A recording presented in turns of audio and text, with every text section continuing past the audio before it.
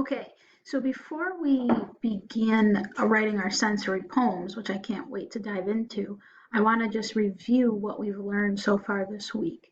We've learned that poems have lines, not sentences, and they have stanzas, not paragraphs.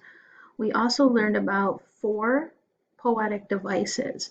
We've learned that the first one is repetition, and our example was gotta go, really, really gotta go.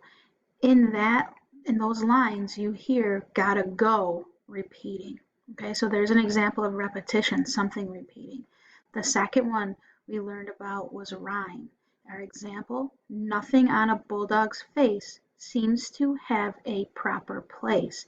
Here you have place and face as your rhyming words. We've also learned about alliteration. Here's alliteration. 7 sizzling snakes slithered steadily in the savannah. You hear the s sound more than once. We hear it often in those lines, therefore that would be alliteration, that same repeating sound in the beginning of a word. And the last one, my favorite, is personification.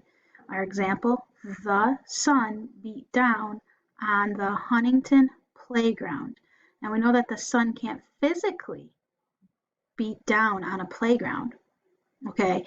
But what I can do is think the sun beating down, to me that sounds like it's very hot outside. Those feelings where the sun is, it's so hot outside. It's like beating down on you. So I can make an inference that that line, the sun beat down on the Huntington playground, okay, would mean that the playground's really hot from the sun.